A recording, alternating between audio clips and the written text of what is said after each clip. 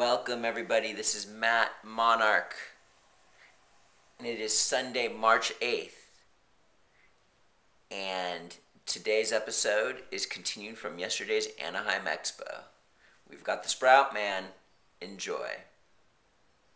We've got tips and recipes for healthy living, so for fun and inspiration, come and join us in the raw food world. So I'm just walking around the expo, and you're not going to believe who I ran into. The Sproutman himself, Mr. Steve Meyerowitz. How you doing, Steve? Okay, really good. Good Cool. to see you, Matt. Good to see you too. Yeah. What are you doing here at the expo? Well, I'm book signing and doing presentations on the usual wheatgrass, sprouts, kitchen gardening, getting people to start to grow their own food, take responsibility.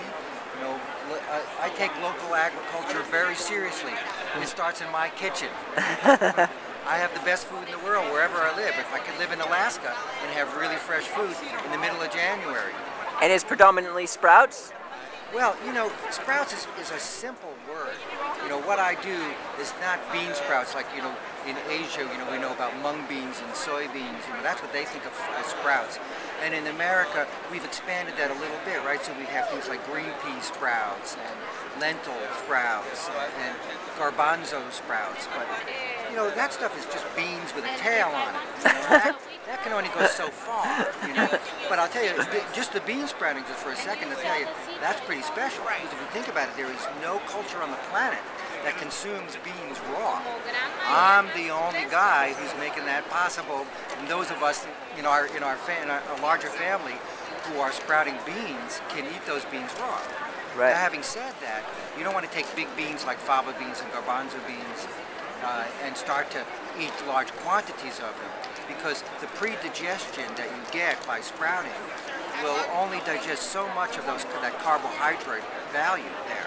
So the small beans like lentils, you can have a lot of those. French lentils or really tiny lentils, you can have a nice portion of those. But not the same portion as you would if you were cooking lentil soup, you know. Right. And, you know, the amount of garbanzo chickpea sprouts that you can have, not the same quantities if you're going to have conventional hummus, you know. So that being said, the more important area is to move on to the greens. Yeah. Okay? So we're talking now a replacement for lettuce. So now we have buckwheat, so there's this big 1-inch leaf of lettuce. We have sunflowers, and instead of being 6 foot tall in your backyard garden, now we're talking 6 inches tall in your kitchen garden. And you know, and then we have pea shoots, and you know, even things like, you know, broccoli, which is a baby, you know, it's a 2-inch tall green. But it has 50 to 100 times more the glucosinolate value, the anti-cancer enzyme, in it than the mature broccoli that's 4 months old that we get in the backyard garden. Even organic stuff, doesn't matter. These baby plants are super concentrated. And the cell walls are so delicate that the digestibility of this high concentrated nutrition is so high, right? Because if you were to eat broccoli, you know, as a raw person, you know, you can eat the crowns of broccoli, but I don't know about you, but I don't really eat the stalk very well because it's just hard fiber. It's really chewy. And it's hard to digest that stuff. That's really not meant to be, a fully raw. You can't be on a fully raw diet on that kind of stalk. But on the other hand, the cell wall of a broccoli sprout is so delicate. You could break a fast on that. Wow. You know, so a lot of people are breaking a fast on things like watermelon. You know, that because it's so delicate, because it's 90% water. But I would rather see you break a fast on things like alfalfa sprouts or broccoli sprouts, because it got the same ease of digestion, but you don't have the sugar factor. Right. And you're getting nourished in a far different way than you are from a fruit. Yeah, I think that's pretty smart. Yeah. I mean, it is a vegetable. I mean, Sure. it's a green. It's a green vegetable. So, you know, when I have my salad, you know, I'm having, you know, buckwheat and sunflower and radish and cabbage and broccoli and kale sprouts and pea shoots. I'm having all these different greens mixed together, you know, and then I make my dressing, you know, a tahini dressing with lemon, you know, and tamari, you know. And I can be very full, and if I wanted to throw in some of the bean sprouts there, and now I have the legume family, and I put my seaweed in there. Now I got from the sea vegetable land. So I'm encompassing food from all these ends of the planet, you know, and then from the trees I get the fruit. So then I can have like a more balanced diet if I'm doing this kind of thing. And I can have grains in my diet, even as a raw foodist, because I'm germinating my grains and I'm laying them out in like a cracker in the dehydrator. Wow. And now I'm having sprouted wheat or sprouted spelt or sprouted kemu or sprouted barley, and I'm having that in a bread form. And you know, you can do a lot of recipes with that. It sounds like the optimal diet. Wow. Well, you know, if you're a raw person, if you're into living foods, you've got to grow your own food. And you know, because the food value that you get from these baby plants, you know, when you have something like a radish, right? I can grow a radish in 5 days, and the thing has 391 international units of vitamin A, pro-vitamin A. But I can take that same seedling, plant it in my backyard, wait 3 months, and it only has 10.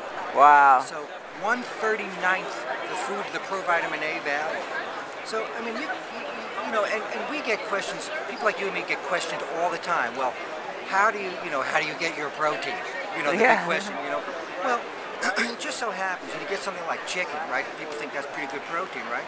Well, it's 17% protein, that's pretty high. But it's 20% fat.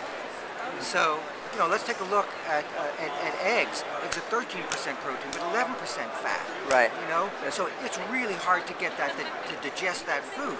All right. If we're living light, if we want to walk lightly on the earth, we have to have highly digestible, easy to digest food.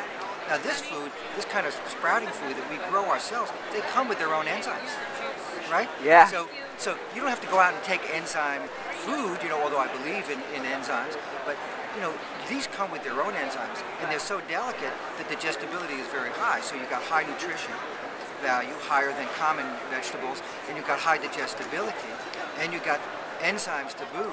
So I mean, if you want to walk lightly on the earth, you know, you want to have some of these foods. Wow.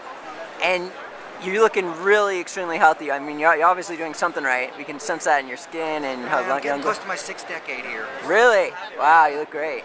But you know, food isn't everything, right? Sure. Because you know, I've got a lot of stress in my life. You know, there's my confession. You know, Yeah. I'm working hard all the time. I got a family of 5.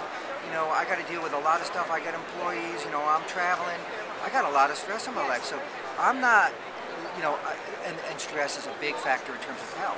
Yeah. And let's not forget what's more important than diet. I think what's more important than diet is water, you know? And I think air is more important than diet. So when I go and gas up my car, I don't breathe in the benzene fumes that are coming in, because that's going to go right into my lungs, and it's going to instantly make it into my bloodstream. Yeah. So I could be having an organic diet but polluting my bloodstream at the gas pump. And what about, you know, when I go into the hotel I'm staying at, and there's chlorine in the shower water, and I'm inhaling the chlorine fumes, chloroform, and you know those are carcinogens. And so, you know, we gotta look at other things. You know, are you sleeping well? You know, are you are you happy? You know, because all of these things affect your total health picture. So, you know, we can't just focus on diet. You know, we've got to take care of our bodies in all these other ways, you know, and of course not to leave out exercise. Sure. It's a big part of it. Cool. Thanks, Steve. We're hitting the 10-minute YouTube mark, so we gotta. Love the hat. Cool. Yeah, I love the hat. Love the tie. Okay, yeah. So listen, let's stop treating our stomachs like a compost and start treating it like a garden. Awesome. Thanks for coming on, Steve. Yeah. Appreciate it. I'm inspired after hearing those statistics to eat a lot more sprouts, and I do eat a lot of sprouts, but I want to juice them, I want to eat them, I want to do it all, make it my main part of my diet. And I definitely have to agree with the whole stress situation, because I'm a business owner also, and I know what that's like. Steve has a lot of information. Do you have a website or anything like that? Well, you can go, if you want to learn more, if you want to see pictures, if you want to see how it's done, even little videos of things in action, you can go to Sproutman.com, and that's where you'll find me. There's a link there. You can email me if you've got some questions you want to ask about. But yeah, Sproutman.com. We're here to serve. This is Matt Monarch with the Raw Food World TV show, and we'll see you tomorrow. Thanks for joining us. We'll see you again at the Raw Food World.